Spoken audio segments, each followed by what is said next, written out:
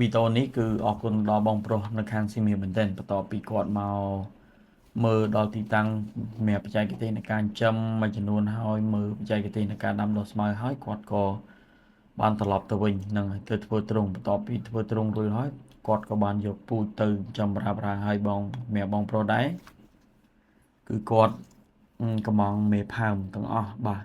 ហើយអ្វីដែលសំខាន់ហ្នឹងគឺយើងមានប្រភេទផើមជាច្រើនរយក្បាលនឹងហើយសម្រាប់ទៅតាមតម្រូវការរបស់បងបើសិនជាបងចង់បានមេកមុំឬក៏មេផើមស្រាប់អញ្ចឹងណាគឺសម្រាប់មេផើមវារៀងធ្ងន់តិចប៉ុន្តែវាចំណេញពេលវេលាសម្រាប់ในការចិញ្ចឹម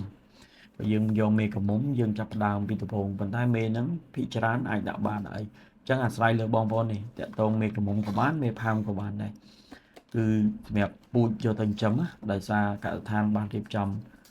មានរាប់រយក្បាលនឹងឲ្យបងឬក៏បងប្អូនជ្រើសរើសទៅតាមតម្រូវការដែលចង់បានពេលវេលាឆាប់ឬវែងអញ្ចឹងណាយើងក៏បានរៀបចំជូនបងប្រុសខាងសង្ឃៀបហើយនេះគាត់បានយកឡានមកយកដោយផ្ទាល់ហ្នឹងហើយជើងដំបងនេះបងយកធំ10ក្បាលអីសិនតពីមើលទៅថាអាចស្រួលឬក៏មិនគឺបងប្រុសប្រិចបន្ថែមហ្នឹងហើយបន្ទាប់ពីយើងទិញពូជខាងកសិដ្ឋានក៏មានព្រីបច្ចេកទេសในការថែទាំហើយសំខាន់គឺនឹងថែមពូជស្មៅជូនដោយឥតគិតថ្លៃបាទហ្នឹងហើយពូជស្មៅ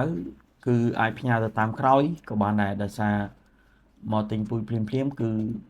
ស្មៅយើងកាប់អត់តាន់ទេសម្រាប់អាចយកធ្វើពូជអញ្ចឹងទោះយ៉ាងណាក៏ផ្ញើទៅតាមក្រោយដែរហើយមិនត្រឹមតែផ្ដល់បច្ចេកទេសនៃការថែទាំចិញ្ចឹមសត្វក៏ដូចជានេះទេយើងផ្ដល់បច្ចេកទេសនៃការដាំដុះស្មៅថែមទៀតផងហើយមើលគុណភាពស្មៅនៅកសិដ្ឋានគឺសិតតាស្មៅគុណភាពទាំងអស់ហ្នឹងហើយគឺថែទាំដោយបច្ចេកទេសបានច្បាស់លាស់បងប្អូនយកសត្វទៅបងប្អូនមិនបាច់បារម្ភរឿងអត់ចំណីទេដោយសារយើងមានបច្ចេកទេសគ្រប់គ្រាន់ក្នុងការចែករំលែក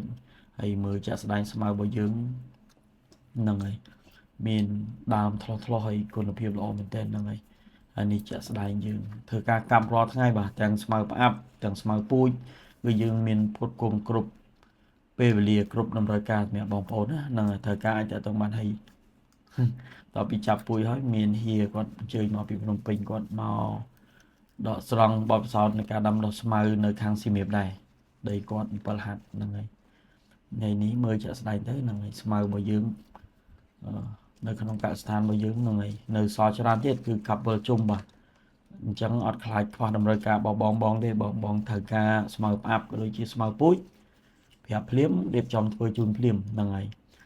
អូខេហើយរូបវីដេអូនេះដែរគឺខ្ញុំបាទលើកទឹកចិត្តទៅដល់បងប្អូនដែលមានដីធំតាមជើងភ្នំអីបងប្អូនចាំទៅនឹងអត់ខុសទេហើយបងប្អូនមិនបាច់បារម្ភទីផ្សារទេបងប្អូនអាចលក់ឲ្យខ្ញុំត្រឡប់មកវិញក៏បានដែរហើយបើបងប្អូនអត់មានមធ្យោបាយក្នុងការដឹកជញ្ជូនខ្ញុំបាទហ្នឹងហើយនឹងទៅយកដល់ទីតាំងរបស់បងប្អូនប៉ុន្តែសម្រាប់តម្លៃមកដល់ទីតាំងរបស់ខ្ញុំឬក៏ខ្ញុំទៅដល់ទីតាំងរបស់បងគឺតម្លៃអាចខុសគ្នាតិចតួចទៅលើការដឹកជញ្ជូនណា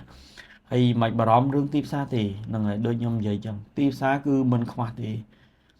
គឺនៅទូលំទូលាយណាស់ហ្នឹងហើយបច្ចុប្បន្នបើសិនបងប្អូនទិញពូជពីខាងយើងផ្ដល់ទាំងបច្ចេកទេសในការដាំដុះស្មៅផ្ដល់បច្ចេកទេសទាំងការចិញ្ចឹមដូចជាផ្ដល់បច្ចេកទេសហ្នឹងហើយឬក៏ទីផ្សារត្រឡប់មកវិញដែរបើមានចង្អល់ក៏ដូចជាព័ត៌មានបន្ថែមបងប្អូនអាចតាក់ទងមក Telegram ឬក៏ដូចជា Page របស់កសិដ្ឋានដើម្បីសួរព័ត៌មានលម្អិតហើយកសិដ្ឋានចង់បញ្ជាក់ថាមិន